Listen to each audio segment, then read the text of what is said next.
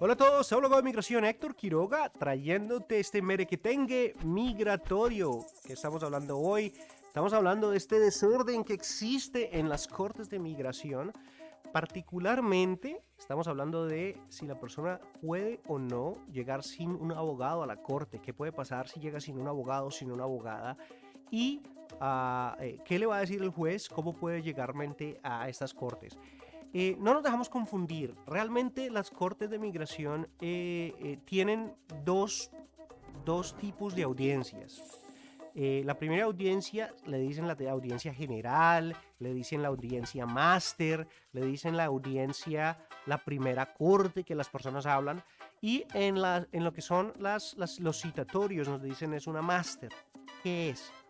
En este tipo de audiencia es cuando el juez le va a decir al emigrante, le va a decir, bueno, usted está siendo traído por un fiscal de migración, un abogado de ICE, de la policía migratoria, en la cual ellos están trayendo cargos contra usted y le están diciendo que usted no tiene el derecho de estar en Estados Unidos.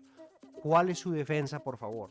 Entonces es allí cuando la persona tiene que decir, yo me estoy defendiendo porque yo estoy pidiendo asilo, yo me estoy defendiendo porque yo estoy pidiendo, porque yo me casé, yo me estoy defendiendo porque yo ya soy ciudadano de los Estados Unidos. Cualquier tipo de defensa que la persona tiene, le tiene que decir al juez cuál es la defensa. Mucho ojo, le tiene que decir cuál es la defensa, no entregar la defensa como tal, dos cosas diferentes.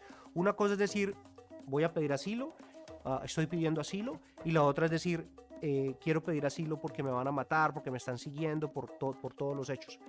En la máster el juez va a decir, ok, usted tiene un caso de asilo, vamos a darle a usted una siguiente corte, que es la individual hearing, la corte final, a veces le decimos el juicio.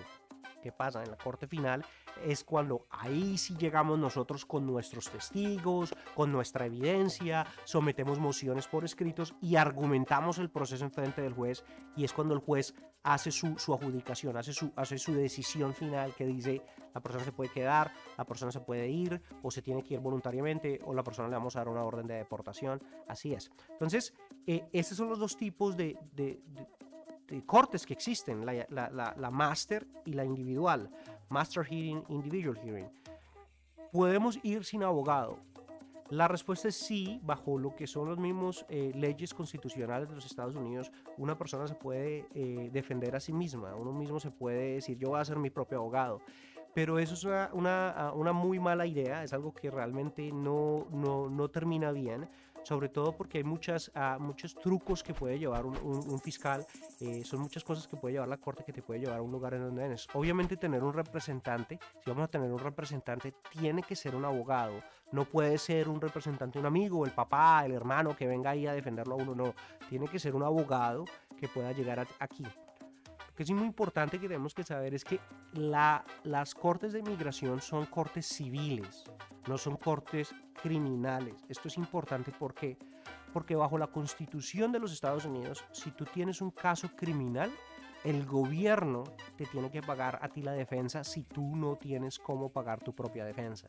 Pero si es un caso civil, como lo es un tiquete de tránsito, como es una demanda pues, de accidente de carro, como lo que es un problema laboral, la persona interesada tiene que traer su propio abogado. Entonces, en estos casos, por ser casos civiles, inmigración es un caso civil, nosotros, la Corte no tiene ningún tipo de obligación de darnos a nosotros una defensa o de darnos a nosotros un abogado.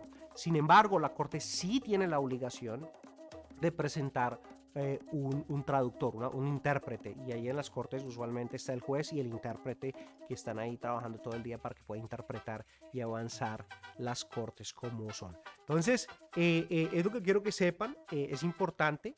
¿Qué pasa si vamos sin abogado? Si es una corte máster, usualmente el juez va a decir, te puede dar una continuación para que busques uno. ellos se enojan porque como las cortes están tan atrasadas, va a decir, no, pues imagínense, otra corte a otro año para que la persona llegue a un abogado.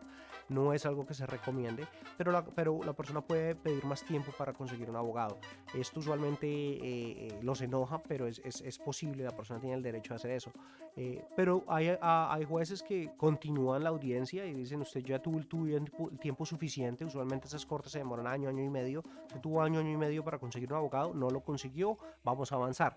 Y si estamos hablando de la corte individual, la corte final, el juez puede tener el juicio con la persona sin poder y puede ordenar a la persona, darle una orden de deportación allí donde estamos. Entonces es muy importante que hablen con un abogado, una abogada de migración antes de cualquier audiencia, saber que tengan el tiempo para prepararse para llegar allí y que realmente no confíen que el gobierno o la corte les vaya a asignar un abogado, porque no es así.